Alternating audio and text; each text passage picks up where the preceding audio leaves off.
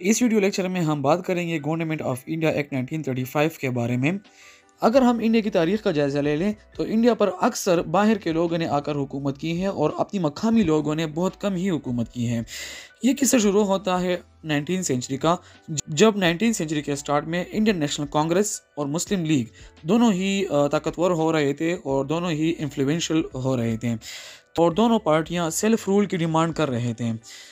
जब 1919 में मॉन्टी को चेम्सफोर्ड रिफॉर्म्स आ गए तो उस रिफॉर्म्स में इंडियन नेशनल कांग्रेस और मुस्लिम लीग के डिमांड्स को कुछ हद तक इंक्लूड किया गया था। फिर उसी 1919 रिफॉर्म्स का जायज़ा लेने के लिए ब्रिटिश गवर्नमेंट क्या कर लेती है कि इंडिया में एक कमीशन अपॉइंट कर लेती है, जिसको हम सैमन कमीशन के नाम से याद कर लेते हैं, और ये 1927 में इंडिया में आ गया था।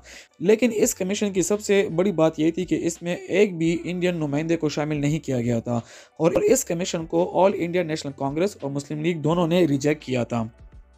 इसके बाद अगर हम देखें तो 1928 में मोतीलाल नेहरू ने नेहरू रिपोर्ट पेश किया और उसके बाद 1929 में कायद-ए-आज़म 14 पॉइंट जो थे वो सामने आए। तो यहाँ पर हमारे साथ सैमन कमीशन, नेहरू रिपोर्ट और कायद-ए-आज़म 14 पॉइंट्स 1929 तक जो थे वो सामने आ चुके थे। इसके बाद अगर हम देखें तो 3 राउंड टेबल कॉन्फ्रेंसेस जो है वो एक के बाद एक जो है वो हो गए थे और वो 1930 से लेकर 1932 तक राउंड टेबल कॉन्फ्रेंसेस लंदन में मुनक्किद हुए और इसके बाद वाइट पेपर 1933 में जो है इंडिया में आ गया था।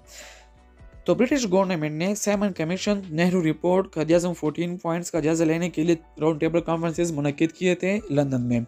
उसके बाद ब्रिटिश गवर्नमेंट ने इंडिया में 1935 का एक्ट ले आया।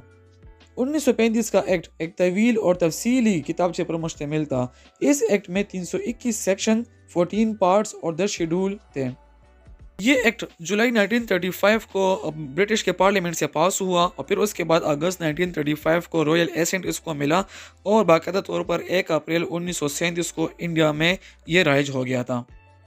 ये एक्ट जब इंडिया में आ रहा था तो इंडिया में जो वाइस रहता वो लॉर्ड वेलिंगटन था, जिसका टेन्योर 18 अप्रैल 1931 से लेकर 18 अप्रैल 1936 तक था और सेक्रेटरी ऑफ स्टेट जो था वो लॉरेंस डुंडस था। इस एक्ट के तहत इंडिया के 11 सूबों में पहली बार पार्लिमानी हुकूमत कायम हुई। अगरचा इसमें मौजूद ऑल इंडिया फेडरेशन हरगिज कायम न हुई, ताहम वफाकी इख्तियारात की तकसीम की मुकम्मल तफसील के साथ बनाया और चलाया गया इस एक्ट को।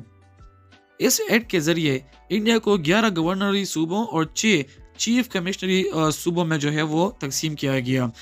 इस एक्ट के जरिए इंडियन एडमिनिस्ट्रेशन को 3 लिस्टों में डिवाइड किया गया था, एक फेडरल लिस्ट, दूसरा प्रोविंशियल लिस्ट और तीसरा कंकरेंट लिस्ट। फेडरल लिस्ट में defence, postal services, external affairs, coinage and communication था। प्रोविंशियल लिस्ट में education, police, local self government, justice, agriculture, public services and forest. इसके साथ साथ कंकरेंट लिस्ट में criminal law, civil marriage, divorce, registration, bankruptcy, factories and succession मौजूद थे। इस act के जरिए इंडिया के पार्लियामेंट को 2 हिस्सों में डिवाइड किया गया था, एक था काउंसिल ऑफ स्टेट और दूसरा फेडरल असेंबली थी।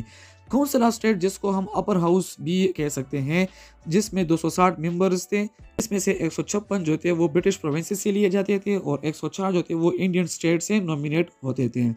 इस तरीके से जो इलेक्शन का मेथड था वो इनडायरेक्ट था और कम्युनल रिप्रेजेंटेशन जो थी वो ऑलरेडी उसमें सिक्योर हो चुकी थी।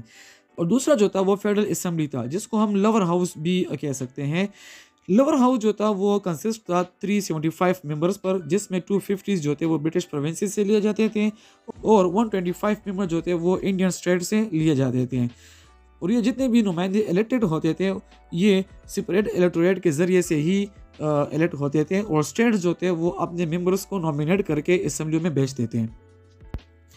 अगर हम प्रोविंशियल गवर्नमेंट की बात कर ले तो जो 11 गवर्नरी सूबे थे तो हर एक गवर्नर को बाख्तियार बना दिया गया था और उनको वो पावर्स दिए गए थे जो कि गवर्नर जनरल को जैसे कि सेंटर में दिए गए होते थे। 1935 के एक्ट में डायरकी सिस्टम का सूबों से खात्मा करके वफाक में मुतारिफ करवा दी गई थी और इस तरीके से एक रिस्पॉन्सिबल गवर्नमेंट जो था वो इंडिया पर राइज किया गया था।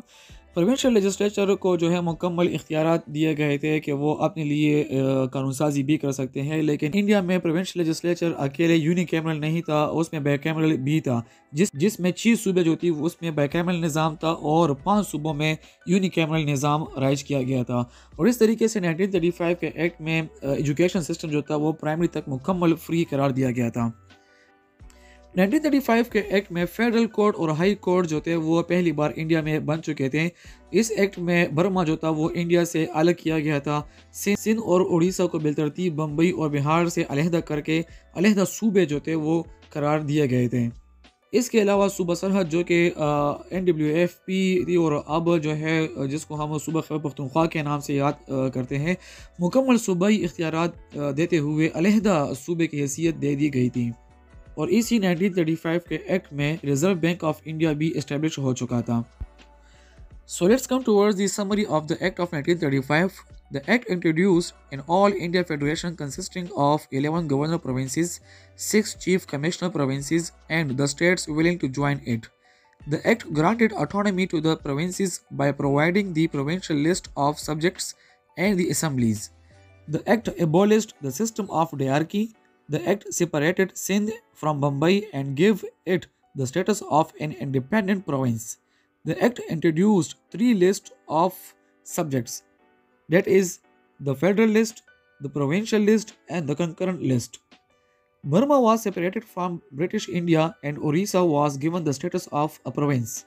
The Act maintained the system of separate electorates for the Muslims. Provincial franchise was enlarged. Each province was given a council of ministers whose advice was binding on the governor. The Act replaced the Council for the Secretary of State for India by a body of advisors.